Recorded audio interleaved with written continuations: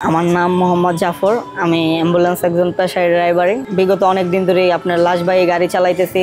গাড়ি নিয়ে অনেক অভিজ্ঞতা, আমি অনেক লাশ ওঠানামা করি। লাশ নিয়ে আমার খুবই একটা ভালো কনফিডেন্স হয়ে গেছে। তো আমি একদিন একটা লাশ নিয়ে আপনার গেছি নাটোরের জেলায়, ঠিক আছে, চলন বিলে। তো ওই জায়গায় যাওয়ার পর মনে করেন যে আপনার লাশটা নিয়ে যাইতেছি যাওয়ার পর লাশের বাড়িতে আসলাম। আসার পরে লাশটা নামাইলাম। নামার পর কিছু দূর মনে করেন যে আমরা তিনজন গল্প টল্প করে আসতেছি। আসার পর সামনে নির্জন একটা রাস্তা, লম্বা রাস্তা।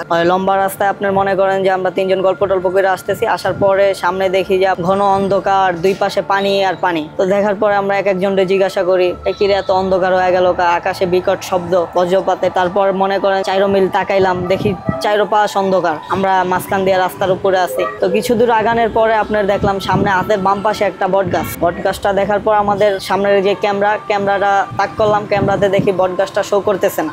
ক্যামেরাটা হলো আমাদের গাড়ির ক্যামেরা, সামনে অ্যাক্সিডেন্টের জন্য আর কি লাগানো থাকে, যে কে অন্যায় করে বা কে কার দোষের জন্য অ্যাক্সিডেন্টটা হয়েছে, তো সেটার জন্য আর কি ক্যামেরাটা মূলত লাগানো। তো এই ক্যামেরাটা আমি বটগাছের দিকে তাক করছি। তো বটগাছে আপনার ঝিরঝির করে, ঠিক আছে, ক্যামেরা শো করতেছে না। টিভির যেরকম চ্যানেল গেলে ঝিরঝির করে, ওইভাবে আর কি ঝিরঝির করতেছে। তারপরে আমি এই জায়গায় নামলাম। নামার পরে দুইজন নামছি আমরা। নামার পর বটগাছের কাছে গেলাম। বটগাছের কাছে যা বটগাছটা ধরছি মতন একজনের মোবাইলের ক্যামেরা মারলো। মারার পর দেখি যে বটগাছ শো করে না সামনে। যেহেতু বটগাছ শো করতেছে না, তার মানে ওরা দুইজন আমাকে থুয়ে গাড়িতে উঠে আইসা পড়ছে। তো আমি আর কি ওদের ভয়ের দেখে আমি নিজেও আবার গাড়িতে লাফ দিয়ে কি চলে আইসা পড়ছে। আসার পর ওনারা তো গাড়ির গেট মেট লাগায় মনে করেন টান দিয়ে সামনে আইসা পড়ছে। আমি কই আপনারা এরকম করলেন কেন? খারাপ একটা ছিল, ঠিক আছে, সেই জন্য আমরা আর কি উঠে আইসা পড়ছি। তো কিছু দূর যাওয়ার পরে ওনারা আর কি অনেক কথা, ঠিক আছে, আমার কাছে থেকে লুকাইতেছে। আমি কই আপনারা এইভাবে লুকাচুরি করেন কেন?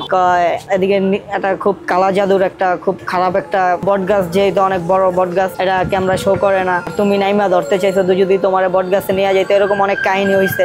কিছু দূর আসার পরে মেইন রাস্তায় উঠলাম। মেইন রাস্তায় উঠতে উঠতে আপনার এরকম গল্প করতেছি, এতদিন লাশ টানতেছি, ঠিক আছে, কখনো এরকম কিছু দেখি নাই। আজকে কেন আমাদের জীবনে এটা ঘটলো? কোন থেকে আর কি আমাদের মনের ভিতরে একটা ভয় জমে গেল যে আমরা কখনো লাশ নিয়ে বা এরকম কখনো এইটা ফেস করিনি। সেটা আপনার ইটের সোলিং এর রাস্তা ছিল। রাস্তাটা খদা ভাঙাচোরা আর কি। এটা আপনার রাস্তার দুই সাইডেই গাছ আছে মোটামুটি, কিন্তু ওই ডাইন সাইডের যে বট গাছটা, এটা অনেক বড়। এই বট গাছটা আপনার ওই জায়গায় আমরা নিজেরা সামনে দেখতেছি আছে, কিন্তু আমাদের মোবাইলে দেখি নাই। ক্যামেরাটা আমি যখন দেখছি যে এত বড় একটা বট গাছ, ঠিক আছে, তো আমি একটা ফটো নিতে চাইছি। তো বট গাছের ফটো নিতে চাইছি, তো আমার আগে গাড়ির ক্যামেরাটা মারছি। গাড়ির যে সামনে যে ক্যামেরাটা থাকে ওইটা মারছি। ওইটা মারাতে দেখি যে আমার ক্যামেরাটা শো করে না।